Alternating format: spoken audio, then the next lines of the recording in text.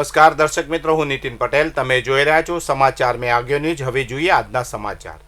ઉત્તરાયણ પર્વે મહેસાણા શહેરના મુખ્ય રાજમાર્ગો પતંગ દોરીની હાટડીઓથી ઉભરાઈ રહ્યા છે. શહેરના માર્ગો પર ઠેર ઠેર પતંગ, ફિરકીઓ, રંગબેરંગી ચશ્મા, ટોપીઓ અને બાળકો માટેના આકર્ષણ મુખાટવાના સ્ટોલ લાગી ગયા છે. પર્વની અંતિમ ઘડીએ ખરીદી કરવા માટે શહેર તેમજ આસપાસના ગ્રામ્ય વિસ્તારના ગ્રાહકોનો બજારમાં ભારે ધસારો જોવા મળ્યો હતો. જોકે આ વર્ષે પતંગ દોરીના ભાવમાં થયેલા વધારાને કારણે વેપારમાં મિશ્ર પ્રતિસાદ જોવા મળી રહ્યો હતો. ગત વર્ષની સરખામણીએ આ વર્ષે પતંગ અને દોરીના ભાવમાં મોટો ઉછાળો આવ્યો છે. પતંગના ભાવમાં અંદાજે 15% જેટલો વધારો થયો છે. ગત વર્ષે જે પતંગની કોડી 100 રૂપિયામાં મળતી હતી તેનો ભાવ આ વર્ષે 150 રૂપિયા સુધી પહોંચ્યો છે.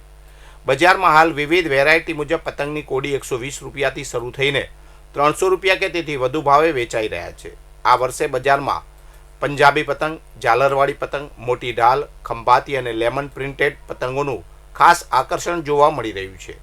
પતંગની સાથે દોરીના ભાવમાં પણ 20-25% જેટલો તોતિંગ વધારો ઝીકાયો છે.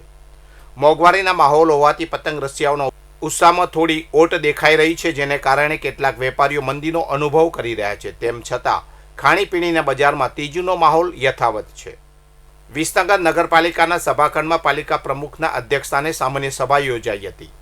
શહેરના વિકાસને લગતા વિવિધ મુદ્દાઓ અને પ્રજાલક્ષી કામો માટે મળેલી આ બેઠકમાં કુલ 70 ઠરાવો રજૂ કરવામાં આવ્યા હતા, જેમાંથી બહુમતી સાથે 67 ઠરાવોને મંજૂરી આપવામાં આવી હતી. જોકે આ સભા દરમિયાન વહીવટી પ્રક્રિયામાં બહારના લોકોની દખલગીરી અને વિકાસ કામોમાં વિલંબના મુદ્દે ગરમાગરમી જોવા મળી હતી.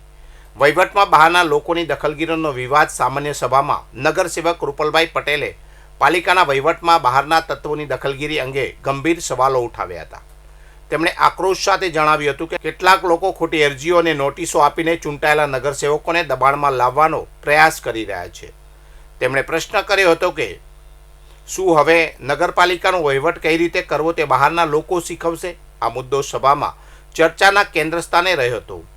વિપક્ષે જનતાની હાલાકીના પ્રશ્નો ઉઠાવ્યા. બીજી તરફ વિરોધ પક્ષના નેતા શામળભાઈ દેસાઈએ પ્રજાને પડી રહેલી મુશ્કેલીઓનો અવાજ ઉઠાવ્યો હતો. તેમણે કોસા એને વિસ્તારમાં ગટર લાઇનની કામગીરીમાં થઈ રહેલા અસહ્ય વિલંબ અને શહેરમાં બની રહેલા ગૌરવપથની ધીમી ગતિ સામે શાસકોનું ધ્યાન દોર્યું હતું. તેમણે આક્ષેપ કર્યો હતો કે કામગીરીમાં થઈ રહેલા વિલંબને કારણે સ્થાનિક રહીશો અને વાહન ચાલકોને ભારે હાલાકી ભોગવવી પડી રહી છે. વિકાસ કામોને લીલી ઝંડી. ગરમાગરમ ચર્ચાઓ વચ્ચે પણ વિકાસ કામોને વેગ આપવા માટે નિર્ણયો લેવાયા હતા. બોર્ડમાં રજૂ કરાયેલા 70 કામોમાંથી 67 કામોને સર્વાનુમતે અને બહુમતીથી પસાર કરવામાં આવ્યા હતા, જ્યારે 3 ઠરાવોને હાલ પૂરતા પેન્ડિંગ રાખવામાં આવ્યા છે. આ ઉપરાંત પ્રમુખ સ્થાનેથી રજૂ કરાયેલા 3 વિશેષ ઠરાવોને પણ બહાલી આપવામાં આવી હતી. આ બેઠકમાં નગરપાલિકાના ચીફ ઓફિસર સહિત તમામ વોર્ડના નગરસેવકો હાજર રહ્યા હતા. બનાસકાંઠા જિલ્લાની અમીરગઢ બોર્ડર ચેકપોસ્ટ પરથી પોલીસે 2 શખ્સોને માદક પદાર્થ ગાંજા સાથે ઝડપી પાડ્યા છે. તેમની પાસેથી કુલ 16 કિલો ગાંજો જપ્ત કરવામાં આવ્યો છે, જેની બજાર કિંમત 8.24 લાખ રૂપિયા આંકવામાં આવી છે. અમીરગઢ પોલીસ બોર્ડર ચેકપોસ્ટ પર નિયમિત ચેકિંગ કરી રહી હતી. તે દરમિયાન રાજસ્થાન તરફથી આવી રહેલા રાજસ્થાન રોડવેઝની દેસુરી આબુ રોડ અમદાવાદ બસને રોકવામાં આવી હતી. બસની તપાસ કરતા પાછળ રાખેલા 2 કટ્ટામાંથી શંકાસ્પદ માદક પદાર્થ મળી આવ્યો હતો. પોલીસે કટ્ટાના માલિકો અંગે પૂછપરછ કરતા બસમાં બેઠેલા હીરાભાઈ લાડુભાઈ પારાગી રહેવાસી સાડી કોટડા ઉદયપુર, શ્રવણકુમાર લાલારામ ગમાર રહેવાસી ભૂલા પિંડવાડા સિરોહી નામના 2 ઈસમોને ઝડપી પાડ્યા હતા. અમીરગઢ પોલીસે બંને આરોપીઓ વિરુદ્ધ ગુનો નોંધી વધુ તપાસ હાથ ધરી છે. આ ગાંજો ક્યાંથી લાવવામાં આવ્યો હતો અને કોને પહોંચાડવાનો હતો તે દિશામાં પોલીસે તપાસના ચક્રો ગતિમાન કર્યા છે.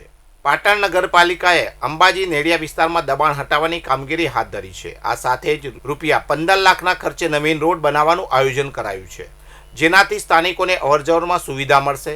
નગરપાલિકાના ચીફ ઓફિસર હિરલબેન ઠાકરે આ કામગીરી અંગે માહિતી આપી હતી. તેમણે જણાવ્યું હતું કે નિયમિત સફાઈ દરમિયાન રસ્તા અને પાણીના વહેણમાં અવરોધરૂપ કાચા પાકા દબાણો જોવા મળ્યા હતા. નગરપાલિકાએ તાત્કાલિક કાર્યવાહી કરીને 3 કાચા પાકા છાપરા, 1 શેડ, 1 મોટું જાહેરાતનું હોર્ડિંગ બોર્ડ દૂર કર્યું છે. આ ઉપરાંત પાણીના નિકાલમાં અવરોધરૂપ દિવાલો પણ તોડી પાડી રસ્તો ખુલ્લો કરાયો છે. દબાણ હટાવવાની કામગીરી સાથે જ વિસ્તારમાં માળખાગત સુવિધા વધારવા પર ભાર મૂક્યો છે. અંબાજી નેડિયામાં સારથી નગરથી નિર્મળનગર સુધી કેનાલની સમકક્ષ રૂપિયા 15 લાખના ખર્ચે નવો રોડ બનાવવાની કામગીરી ટૂંક સમયમાં શરૂ થશે. આ નવા રસ્તાથી વિસ્તારનો વિકાસ થશે અને વાહન ચાલકો અને રાહદારીઓને વધુ સુવિધા મળશે. બેચરાજીમાં આવેલા રાધે મેટ્રો મોલને નિશાન બનાવી અજાણ્યા તસ્કરોએ લાખોની ચોરીને અંજામ આપ્યો છે. મોલના પતરા હટાવી અંદર પ્રવેશેલા બે શખ્સો તિજોરી અને ગલ્લામાંથી કુલ રૂપિયા 4.57 લાખની રોકડ રકમ અને પુરાવાનો નાશ કરવાના ઈરાદે સીસીટીવી કેમેરાની ડીવીઆર સિસ્ટમ પણ ચોરી ગયા છે. આ મામલે મોલના માલિકે બેચરાજી પોલીસ મથકમાં ફરિયાદ નોંધાવી છે. ગત 12 જાન્યુઆરીના રોજ બપોરે તેમના ભાગીદાર મનીષ કુમારે રૂપિયા 2.80 લાખ આપ્યા હતા. રાત્રે મોલ બંધ કરતી વખતે દિવસની આવકના 1.47 લાખ અને ગલ્લાના 30,000 મળી કુલ 4,27,000 તેમણે મોલની તિજોરીમાં સુરક્ષિત મૂક્યા હતા અને તેની ચાવી ડ્રોવરમાં રાખી મોલ બંધ કરી ઘરે ગયા હતા. બીજા દિવસે સવારે જ્યારે ચેતનભાઈ અને મોલનો સ્ટાફ મોલ ખોલીને અંદર ગયા ત્યારે તિજોરી ખુલ્લી હાલતમાં જોવા મળી હતી અને અંદર મૂકેલી રોકડ રકમ ગાયબ હતી.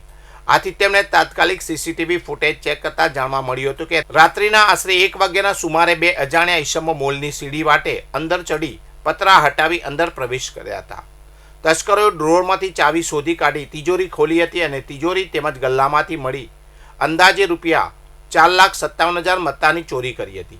પકડાઈ જવાની બીકે તસ્કરોએ રૂપિયા 15,000ની કિંમતનું સીસીટીવી કેમેરાનું ડીવીઆર પણ સાથે લઈ ગયા હતા. હાલમાં બેચરાજી પોલીસે આ મામલે ગુનો નોંધી અજાણ્યા શખ્સોને પકડવા ચક્રો ગતિમાન કર્યા છે. વધુ સમાચાર માટે જોતા રહો સમાચાર મેં આગ્યો ન્યૂઝ. નમસ્કાર.